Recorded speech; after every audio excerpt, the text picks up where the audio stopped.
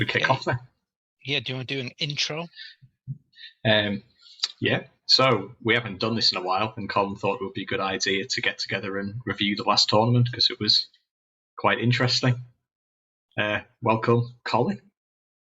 And welcome to you, James. Hey. Hey. Should we dive straight in and review the first hand? So this was played at 8:30, just near the start of the tournament, and I'm expecting a bit of action. Let's see what happens. Din limps in, and I choose to limp in behind. Froggy limps, and the Colin checks.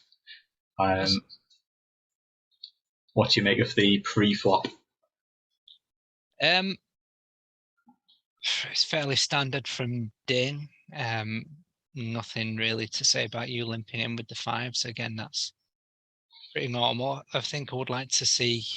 I always like to see I never like to see people just coming in with a limp, but I mean, I always think that a rubbish suited ace is a bit like a pocket pair like fives or something. So yeah, they're both very flop dependent, aren't they? Yeah. I was wondering if it might be worth a raise from Froggy at least. I believe I almost certainly would have raised it if I were Froggy.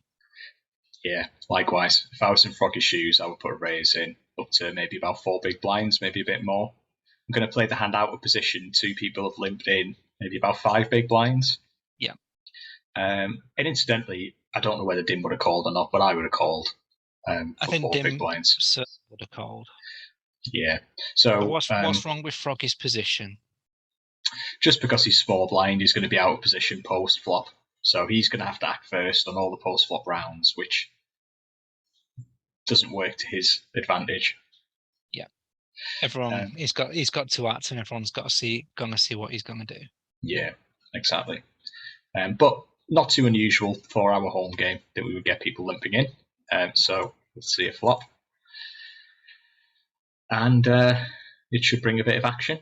Top pair in a backdoor flush draw for Din. Yep. Nothing for me, and top 2 pair for Froggy. Yeah, I'm presuming you've already clicked the fold to any bet button here. I haven't, but only because I don't want to give away a timing tell in case it checks around. Froggy checks up front. Okay, good. Din checks. Okay. And I checked as well. I didn't see any reason to bluff on this board. Fair enough. You get a chance of a which you must have been loving. You get a chance of a free 5. Definitely. Thoughts on the flop play then from Froggy and Din? Froggy, quite like it. Bit surprised at Din, not at least chucking 1 or 2 big blinds in there. And I think if you were heads up, you could put a bet in, but given that you're in a multi-way pot, it's probably not for the best. Yeah, agreed. So I think, as you say, Froggy's clearly trapping, which you probably should do sometimes with Ace Queen. Yeah. And I think Din's sort of quite wise in some ways here just to check this, because he doesn't really beat a great deal. And a lot of turn cards will really clarify what his position is. So I think checking there is okay. I think I might well have checked. I mean, it beats any little pocket pair. King, Queen, King 10, Jack, Queen, Jack 10. It beats all those. And those hands would probably call. Hands. Absolutely. And those hands would call a bet. So certainly betting here would be fine too. Okay. See what the turn brings. 3rd diamond. Yeah. No obvious help. Froggy checks it again. He does. I've got to say, I definitely, if I didn't bet the flop, I would be betting the turn. Yeah. Just hoping that someone's going to help me build a pot, and if everyone folds, that's okay. Over to Din. Oh, Colin, you're still in the hand as well. I am, but I think with my cards face down, we know where I'm going. Agreed. Din bets one big blind. I hate to fault the one big blind because this could be a bluff. It could be, and you're getting implied odds as well if you can get in there with one big blind. Mind you, what you've got to consider at this point is you've got one out, not two. You've got one out. The five of spades. Five of spades. Yeah. Well, let's see what I do. I assume I fold, but maybe I call. I fold. And is it time to spring the trap? Apparently not. Froggy flat calls. Classic one big blind from Din there. And then classic all-in shove on the end from Froggy. Yeah. So this is why we've put the hand in, really, isn't it? Yeah. Froggy overbet shoves for 5 times the size of the pot. Din has to be winning this 45.5% of the time or more to justify a call. I mean, what is there any chance that he's good here? He beats hands such as King of Diamonds and a random other card that's turned it into a bluff. Bear with me 1 second. Just gotta let my cat in. Oh. Sorry. Yeah, sorry. I'll repeat that question. Seeing as Bramble interrupted me. So is there a chance that Din's winning here? What does he actually beat? I think he only beats bluffs. Yeah, so and some of those bluffs will definitely include hands that contain the King of Diamonds, because that was a flush draw that missed and a straight draw that missed. Yeah. But we should bear in mind that how many of those hands are actually still good. I suppose like King of Diamonds Queen, King of Diamonds 10 didn't beat those hands. And I think what we've also got to consider as well is Froggy has got a bit of form for this as well, for the all-in shove and to be losing on the end. He has made that move before unsuccessfully in the past, so I think that's definitely worth considering as well. So if you had to put a percentage on on this being a bluff from Froggy, and I'm conscious that Froggy might see this and use this information against you. Yeah, and that's fine. But I think there's a low chance he's bluffing. I think early on in the tournament, given that he's against someone with so many more chips than him as well, he's all in for his stack. He's not all in for Din's. Yeah. So I think there's not much of a chance that he's bluffing at all. You reckon? I think there is some chance, but I don't think it's anywhere near 45% of the time. No. So I think on that basis, because as you rightly say, Din doesn't beat any of the legitimate value hands. He doesn't beat a set, doesn't beat two pair, doesn't beat a straight, doesn't beat a flush. He's got no kicker. He doesn't even beat ace two. He splits with it, so he loses to any value hand. Yeah. So he should fold. In some ways, this is one of the problems with putting in a bet that's so big on the end, is that you'll take people off hands where, they had something. So, for example, if I was sat there in Din's shoes and Froggy had bet the pot on the end, I think I would probably call, because I think a good percentage of the time that's going to be a bluff. And my ace can beat a bluff. And I don't have to win all that often. No. If he bets half pot, I only have to be winning, I'm going to say 25% of the time. And I think Froggy's going to be bluffing a good percentage of the time, but not 45%. So 45% of the time. If I was in Din's shoes, I would just fold. It's just one of those things. Yeah, we've all folded top pair before, but we've probably folded top pair with a kicker before as well. I mean, this is top pair, no kicker. Yeah. I don't think Froggy's shove is particularly strong. I think it gives Din a chance to fold. Whereas if he bets smaller, it puts him in a more difficult position. So, for example, these huge bets I think are quite easy to deal with because unless your opponent is a crazy bluffer, then you should just call when you've got very strong hands, so like sets, straights, and flushes. Well, that's it. I mean, there are an absolute ton of hands out there that beat Froggy as well. Yeah. Any set, any straight, any flush. There's only one possible straight out there. There's a ton of flushes. Pocket threes, pocket sevens, pocket tens, all possible. Yeah. Let's see what Din does. What? Who's that? He calls it off. So he's got the chips to do some point, but I feel like he's just blown quite a bit. Yeah, it's a very light call, isn't it? Yeah. With just ace-4 there, I think. But fair play to Froggy. He set the trap. He played it passively on every single street until the river, where he pulled the trigger and he got paid off. So I think it might be a case of him playing the man on that one. That's the only way that Froggy was going to get all of Din's chips is by going all in, because if he, let's say he even did an overbet of 10 big blinds, Din's not going to raise that, but there's a good chance that he's going to flat call it. So if he thinks that he's firmly in front and Din's holding something like a bear ace like this, then by all means make that shove. Yes. If your opponent will call with a bear ace, it's totally the right thing to do. Yeah. So all in all, I think Froggy played it quite well. I mean, the trap was one of great patience, but it paid off. It did. There was no feeding grass on that hand, was there? No feeding of the grass. Right.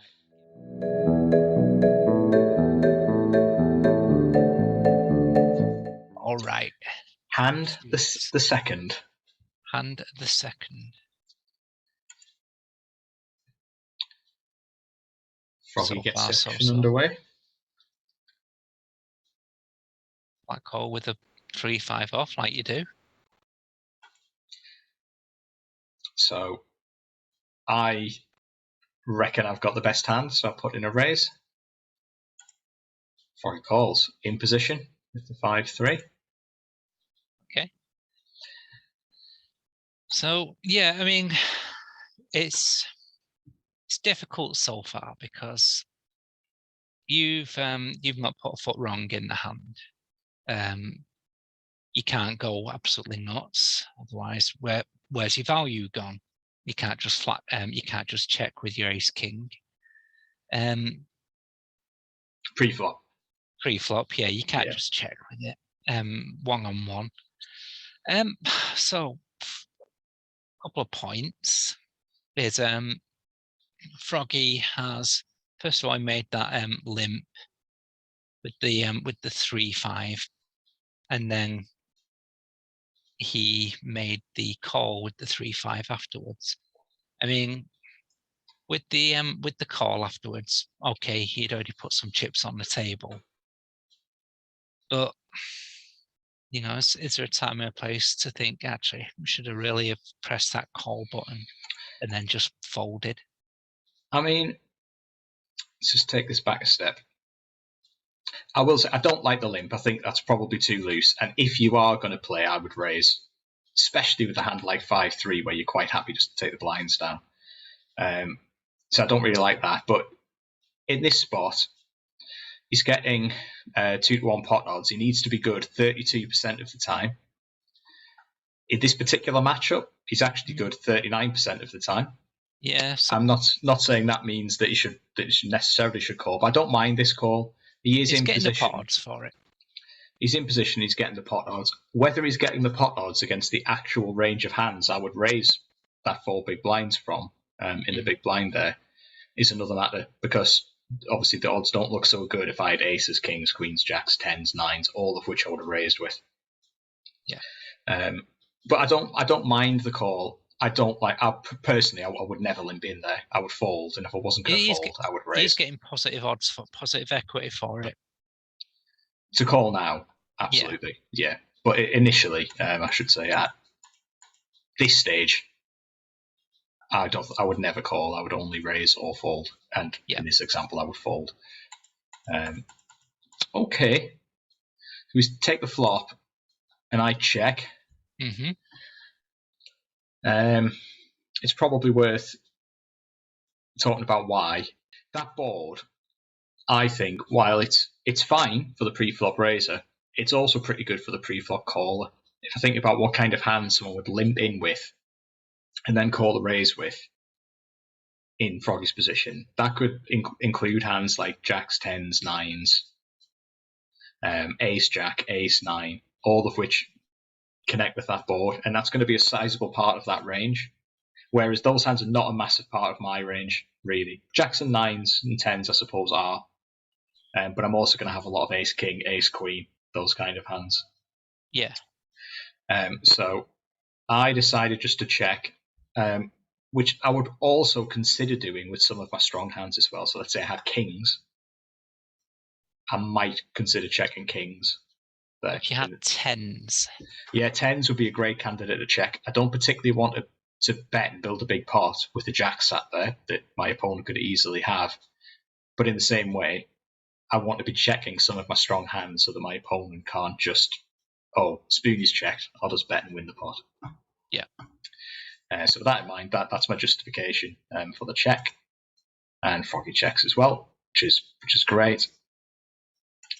The 8 I didn't think was particularly good for me in this spot, because now any 10 picks up a straight draw. 6-7 got there. King 10 or Queen 10 got there. So I check again. And Froggy bets one big blind. And it would be illegal to fold at this point, I think. Yeah, so I don't really think I'm winning very often, but I only need to be good 8.9% of the time. So if he wants to feed me grass for one betting round, I'm happy to oblige. I call. River's 4, which doesn't help me at all. Positive news for me is the river wasn't a card that puts 4 cards to a straight up. So there is some chance that if Froggy was in there with 10 something on a straight draw, he's now missed that straight draw. But I check because I've got nothing. And Froggy checks it back. Yeah. And takes it down. Could you have been tempted to throw in a bet there and hope that Froggy is holding something like 3-5 and you can get him off it? Yeah. So one thing that I can't say I was thinking about it during the hand, but one thing I should be thinking about is what are some of the worst hands that I could have that have made it to that river? And definitely I should be turning some of those into bluffs. So what might I be in on that I would have called that one big blind on the turn? And I would have put that bet in pre-flop. Yeah. So I'm not putting that bet in pre-flop with absolute garbage. No.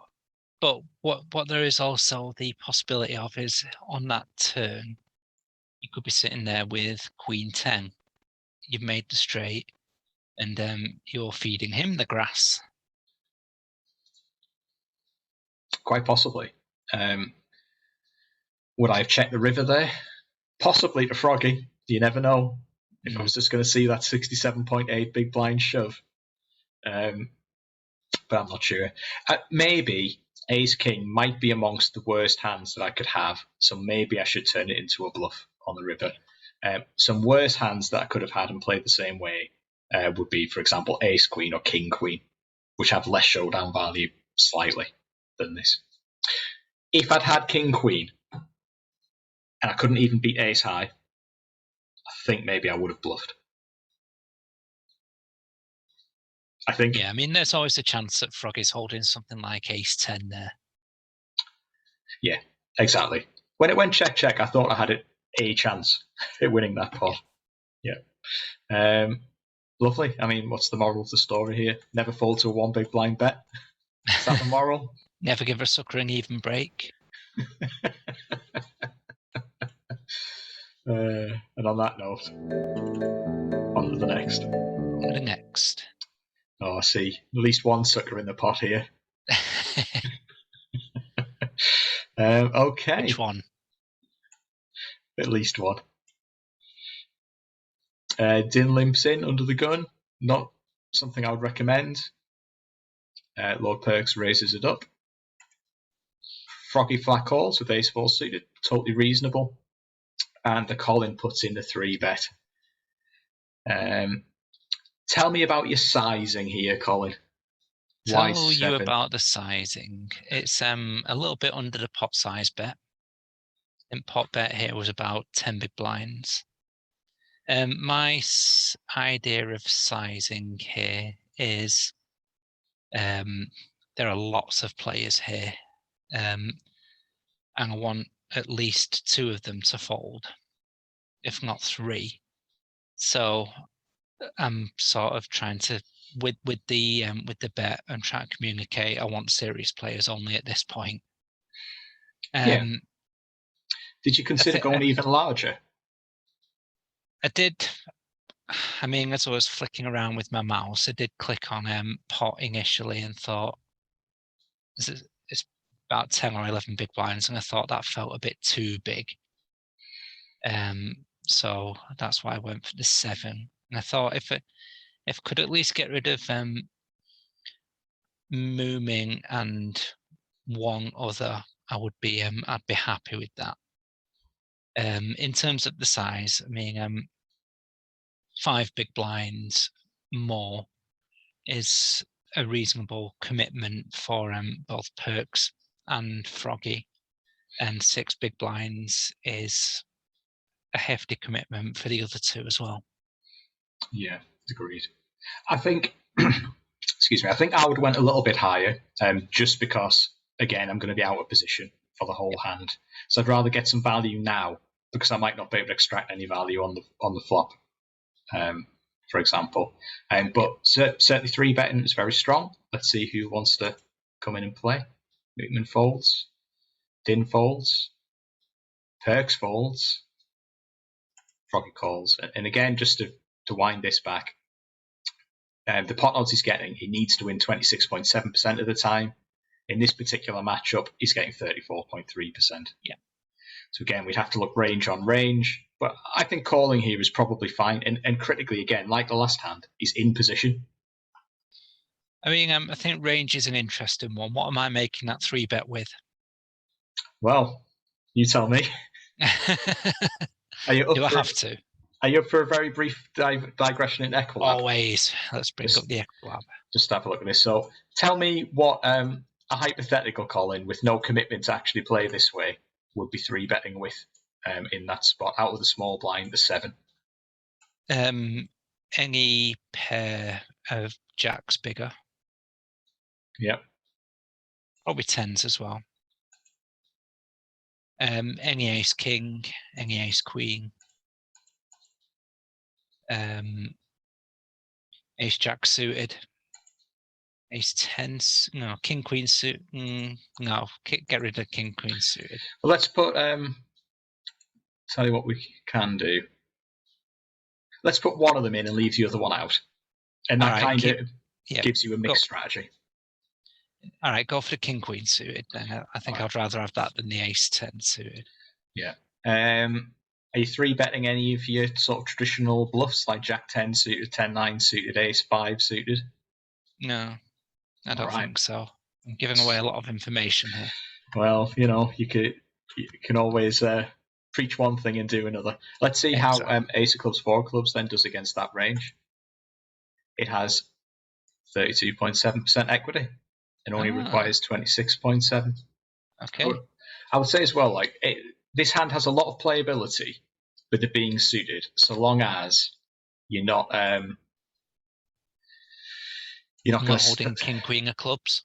That sort of thing. As long as you're not going to stack off if it's an ace high board, because a lot of the time you're going to have ace king or ace queen. Yeah. Now it's quite interesting though. So again, this points to maybe making it a bit bigger pre-flop, because you need to try and get the pot odds so that you're denying him this 32%. But I want him in there at the same time. But you're right, yeah. I don't want him in there with good reason to be there. Exactly. You would much prefer that when he calls, he's making a mistake. And in Yeah. this example, he's not making a mistake. But So having I said that, think, there's lots of dead money. I think you played it fine. yeah, I think 9 big blinds would have been a bit more reasonable on that though. Yeah, agreed. Yeah. So Froggy calls, and we take a flop. Yep. A 7-3 should, in principle, be a good flop for the pre-flop 3-better. I mean, just out of interest, since we've got Equilab open, let's see how putting that flop in changes things.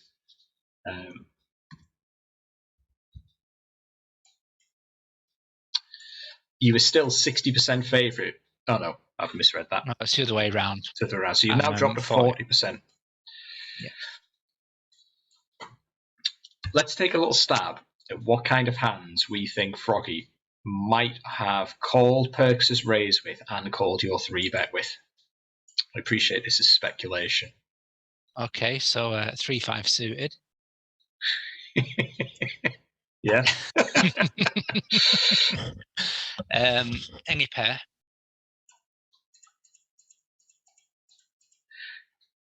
I think given that he's in there with Ace-4 suited, it's fair to say he would play any of these Ace-X suited. Yeah, maybe down to Ace-7 off, perhaps. I'm not sure, but let's put that in. That's a sensible working assumption. I'm sure some of these more marginal suited hands will be in. We'll call this the conservative Froggy range, which may or may not be how Froggy would actually respond, but we'll try this. So his specific hand was 60%, but this range of hands is only 40%. Yeah. So I would say, even though this flop is not great for you, you still do have a range advantage against what we perceive Froggy's range to be. Your range is stronger than his on this board. So you should strongly consider making a continuation bet. If I was making a continuation bet, I would say 6 or 7 big blinds would be enough. You don't want to stack off those times he does have an ace. No. The Colin checks, which again I think is totally fine. It's a bit like earlier we were saying when I had 10s, or when I hypothetically had 10s, would I check on a Jack 9X board? Well, yes, you're quite happy to check and call here. Froggy bets 9 big blinds. Yeah, I think it's. I felt like I was behind here, but I just couldn't fold it. I think there was a lot of chips on the table already, and I considered if I make the call, there's a good chance that he may check the turn. Yeah, and you only need to be good 25% of the time here as well. Yeah. I think you absolutely have to call. If you fold, you're just playing too tight, or you're saying, my opponent would never do this without an ace. And do we believe that's true of Froggy? We do not. We do not. So call, totally reasonable. Turn to Jack. Check again. Froggy checks back, which again I think makes sense. He doesn't want to be stacking off to you if you've got a set of aces here, which you might play this way. So I think that check back was really good. If he's ahead, he's got you drawn pretty slim as well. Yeah. You said that bit of dramatic irony that I did there. Ooh. Hey. So tell me how you were feeling at this point. I was feeling relieved yet nervous that he could be sitting there with King 10. And I absolutely did not put him on ace-ace. So the only thing I was fearful of was King 10, which I do think is part of his range at this point. But I thought that's an outside chance, and if he's got King 10, then I'm just going to pay him off. Yeah. So you're planning to try and get all the chips in. I guess he's got one pot-sized bet left. Yeah. You bet 14. Yeah, about a third of the pot, a little bit more. Yeah. So it seems like a totally reasonable bet. Were you tempted to shove, given that you only had a pot-sized bet left? No, but I was, now that with the benefit of hindsight and knowing how Froggy plays, I think had I shoved, that's very much his move, and I think he would have also thought that's my move and folded. So I think I could have put quite a few more chips in than that, maybe gone to 20 or something. So you put Froggy in this spot where he needs to win 21.4% of the time. Yeah. He can only beat a bluff. I would call if I was in Froggy's shoes here against you, because my belief is that this is a bluff more than 21.4% of the time, but only you know the answer to that. And there are only two hands that he can. With me, one thing that I've considered is there are only two hands that could beat me, so maybe I should be betting more than that. Maybe King 10 is a possibility. I think Ace is a possibility as well. Yeah, they're both a possibility. They're both absolutely a possibility. But I'd be happy to get my chips in. So, for example, if Froggy was to shove here, I'd insta-call. Yeah, I would insta-call. I would call without worrying about it. So, over to Froggy, I would call. He elects to call. And he gets the bad news. He does get the bad news. I mean, I don't believe that I played the hand badly there at all. I think I got lucky, but I didn't play it badly. I was just my way of folding queen on that flop, and no, absolutely I was not. very pleased to get the free third queen on the end as well. Yeah. Okay. Froggy limps in with a 7-6 suited. Yep. Curly Joe limps in with the queens. Madness. Going for the trap so early. And we are six way to a flop. I would hate to be in a 6-way pot with pocket queens. Anyway, I assume I bet here, and I'm going to assume I bet fairly large, just trying to thin the field a bit because I've got top pair and I think I'm very likely to be ahead. There's a good chance that you're ahead. I mean, your opponents could have flush draws, could have straight draws, but they've got to hit. Yours doesn't need to hit. Agreed. Another line is to check and see what people do, and usually call. So we'll see what I go for. I bet 4 seems okay. Froggy obviously calls. Curly Joe puts in the raise. He springs the trap. Even in didn't get out the way. So, your thoughts? My thoughts. This could be a draw.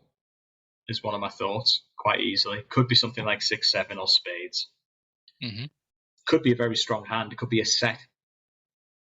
I don't even beat Ace-8, so it comes down to: do I think that Curly Joe is bluffing here a decent percentage of the time?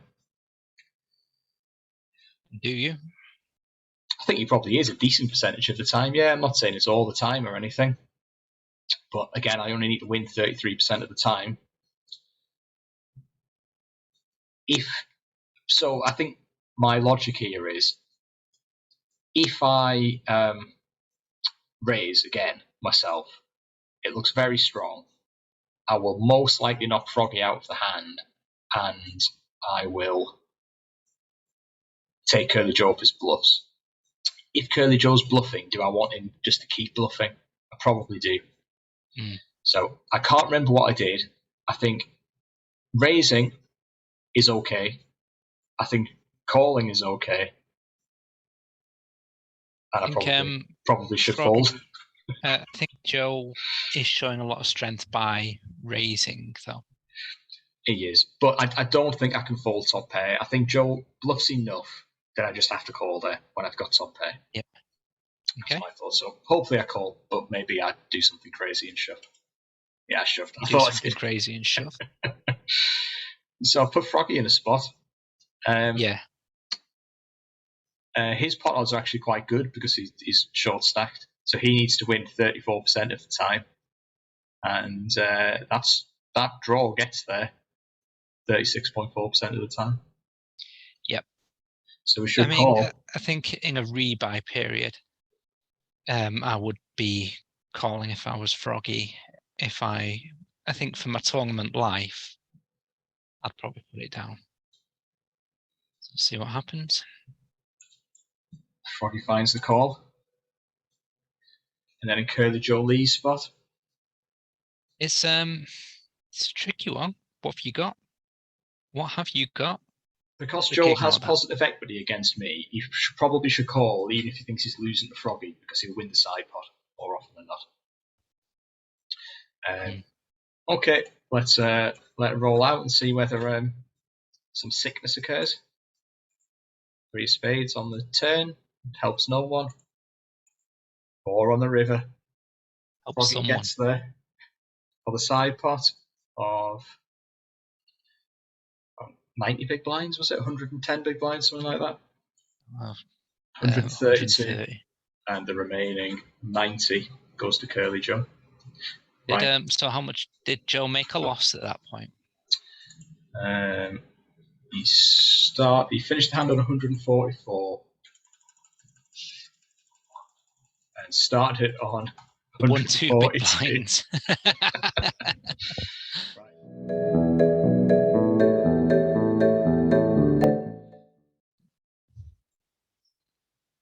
So this is one of many hands like this that happens in this tournament.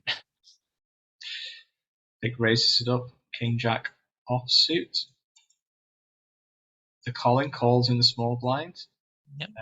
Curly Joe 3 bets up to 12. Good size as well. 13 big blinds. Yeah, okay. Put yourself in Vic's shoes. Put myself in Vic's shoes.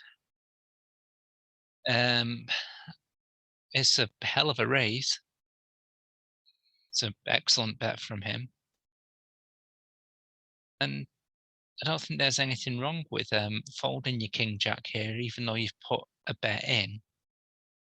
I don't think there's anything wrong with saying, you know what, I'm probably behind, and giving away the benefit of the doubt. I think that Vic's got 2 options, and both, one will outweigh the other, but I'm not sure in which direction. Either to fold or call. I don't think she can shove or even make any sort of raise at this point. I mean, if it's a shove as a bluff. Yeah, and I don't believe that Joe, whilst I think he's very much a loose cannon at times, I don't think he's bluffing very much in this situation. No. So Vic needs to win a third of the time, assuming you fold. Yep. So I think calling is probably okay. I would say as well, I would expect that you would probably fold here. Although if you had pocket pair, decent pocket pair, you might well call. Yeah. And find out what I had if you want. Well, let's see what you do. If you call, okay, we'll check it. You do call. I do call. I think I've got something like 7s here. I had 10s. Okay. So we Horrible see flop for 10s on a raised board. Exciting for everybody else, though. Yep. 2 pair for Vic, top pair, top kicker for Curly Joe. Colin checks. If you're in Curly Joe's spot here, think you want to make a continuation bet? Absolutely. Something like 15 big blinds. I might even be tempted to look over at Vic's stack and get them all in. Yeah, there's only, what is that, about 1.5 times the pot? Yeah. Let's see what Curly Joe elects to do. Because he's got me to contend with as well. Yeah. Bet, good size, half pot. Yeah, I like that. If you're in Vic's shoes, then. If I'm in Vic's shoes, I'm shoving.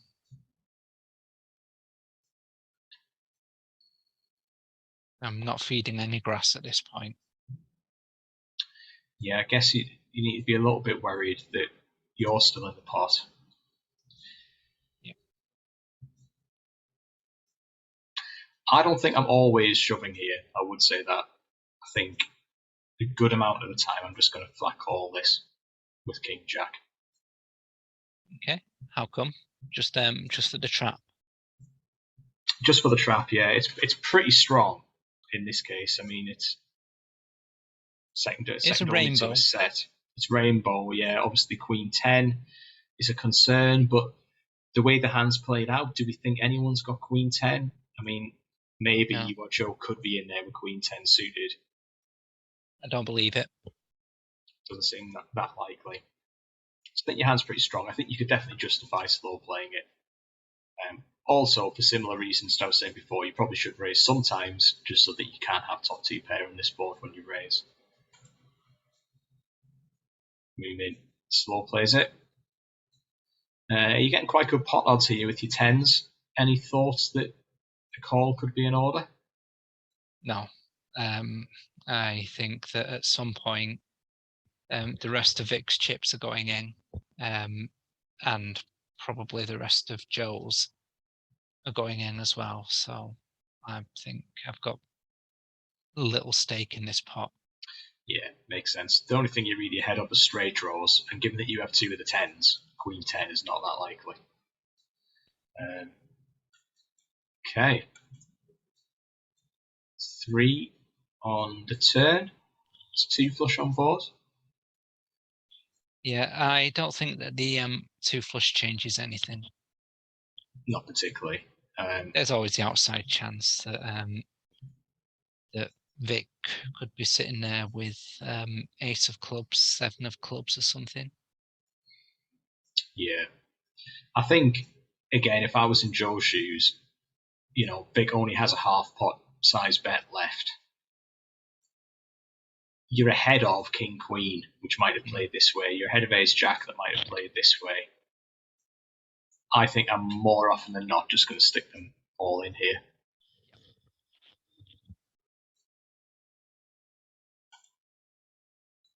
And Joe obliges. Does. Vic obviously can't fold King Jack. No. Plan worked to perfection. Or did it? Yes, it did. Of course it did, the way Vic ran in this tournament. I know that's a spoiler, but See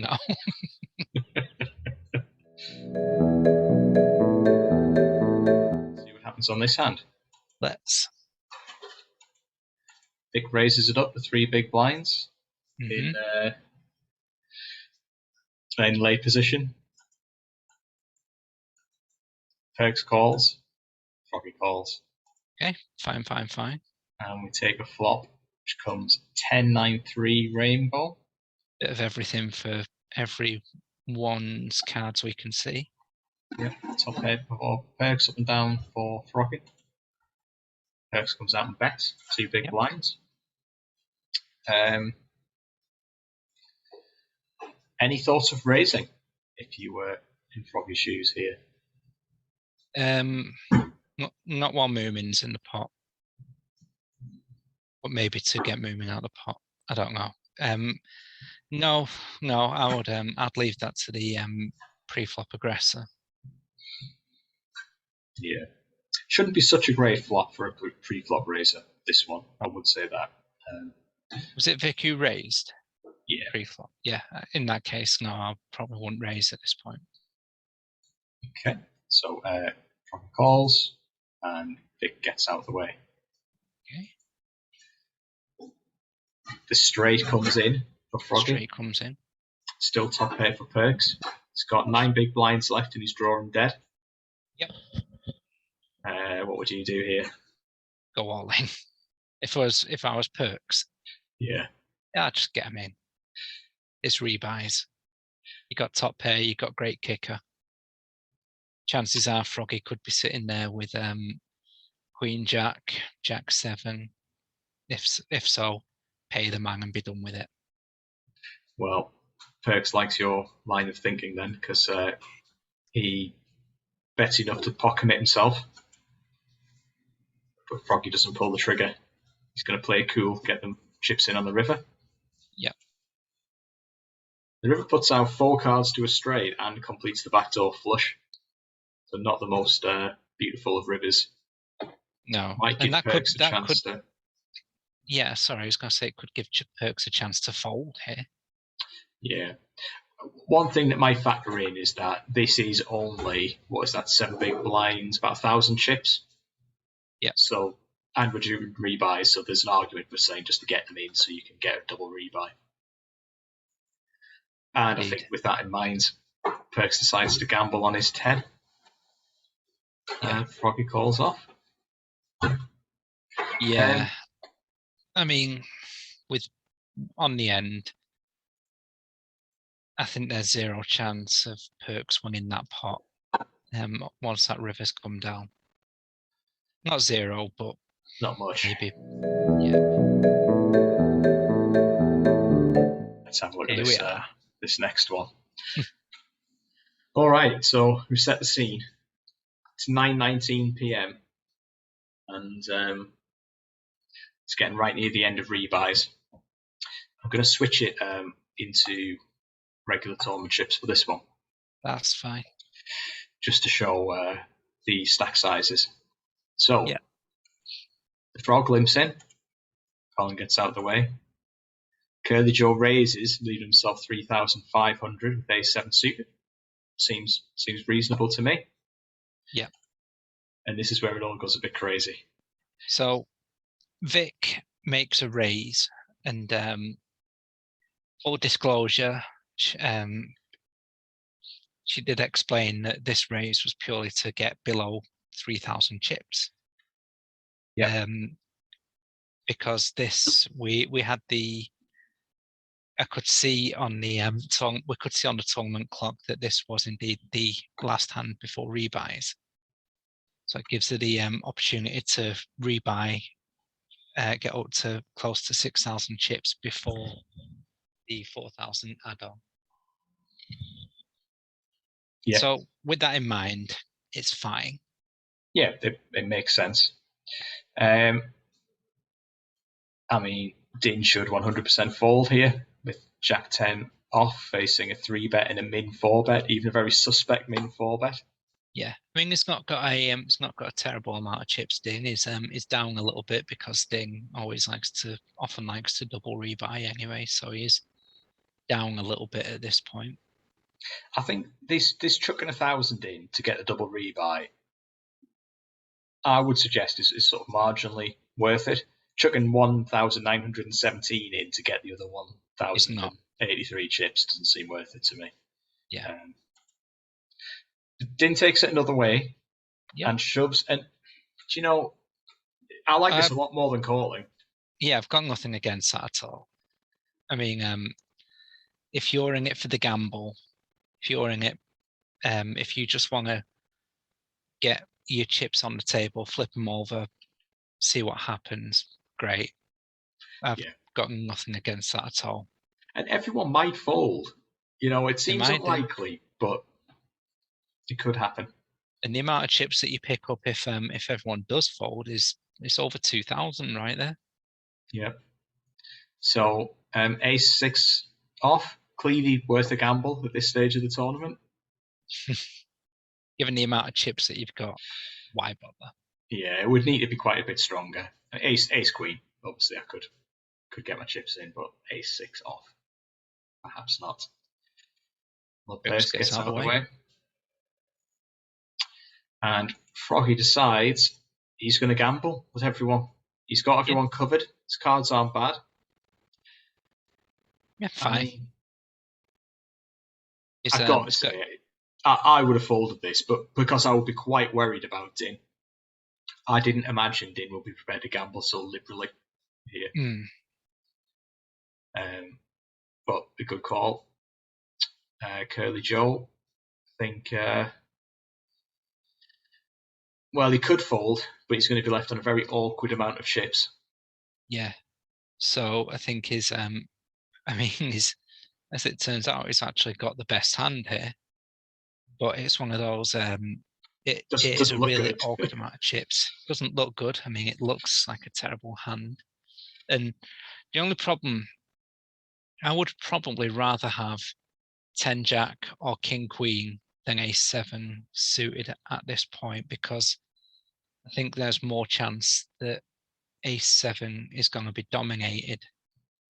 Whereas, you know, if you've got 10 Jack, your opponent could turn over Ace Queen, Ace King, and all of a sudden your 10 Jack doesn't look too bad. Same goes for if you've got Queen King, your opponent could turn over Ace Jack, and it's not too bad. Yeah. But Ace-7, well, if any of those turns over a better ace and you're not looking particularly good. Having said that, for the amount of chips with it last hand a rebuy, and being the gambler that Joe is, it doesn't surprise me that I believe he makes the call here. Yeah. And I would gamble I've got nothing well. too much against it. It's just a really unenviable spot. It's ranking points on the line, ultimately. Yep. Right. So we come to the crunch point of the hand then. Vic needs 17% on the pot odds, and I think we're going to have to bust out Equilab, the program that almost just got me banned from the home game I'm commentating on. Right. But for once, PokerStars were very polite to you. So we need to come up with what I'm going to call a gambler's range. What do we think these three upstanding gamblers are going to be prepared to put these 5,000 chips in with by way of range?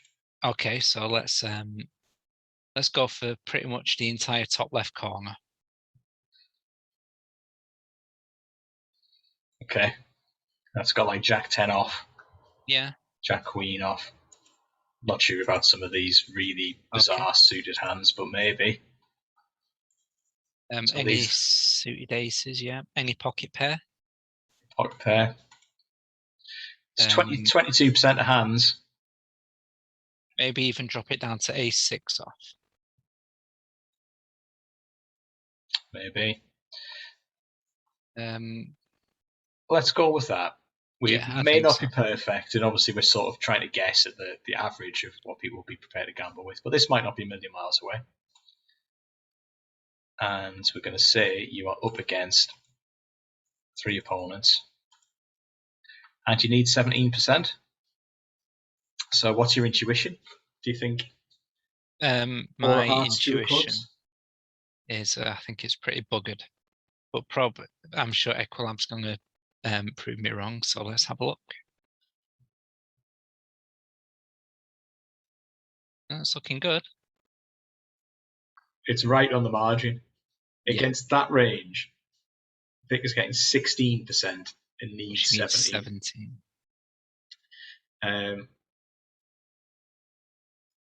There's something quite interesting you can do. Just to show, like, everyone is going to think that if Vic calls here that this is wild and it's crazy and she just put all her chips in against 3 opponents with 4-2 off. It looks awful, right? Yeah, I mean, I was thinking that she's sitting there with something like Jack 10, 8-9. We want to find all hands that are getting 17% against those gamblers' ranges.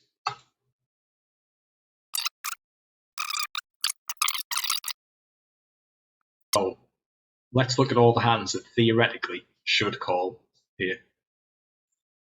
Let's take it to the main window so we can look at it.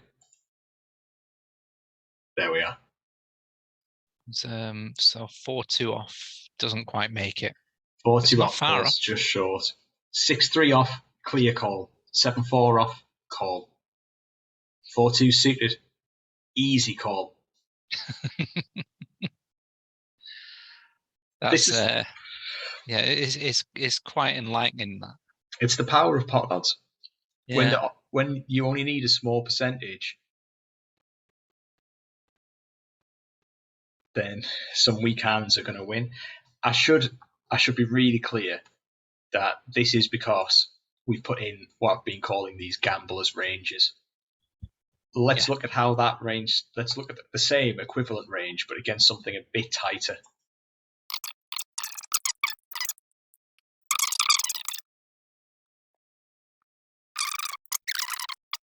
Okay, so against tighter ranges, you would play a bit tighter, but still the range is very wide. I think this is ultimately what I'm trying to say here. And it's not that far off from 2-4 as well. No. So this call looks crazy, but it's justifiable, I would say. And honestly, if it was just a little bit better than that, if it was 7-6 off, for example, it's just a really clear call with all these gamblers in. Yeah, I think it's also the sort of hand that both you and I have called with in crazy rebuy games after way too much to drink. Especially with it being the last hand of rebuys as well. Well, without further ado, should we see how the hand plays out? Let's. Vic does make the call. Flops 2 pair. King for Froggy. He's got out. Ace for Joe. Ace for Joe. But Vic takes it down. 18,000 chips. Yeah, no side pot. No side pot, no. Slight side pot. Slight side pot. 15,000 chips and the other 3,000 going to Joe and Froggy, respectively.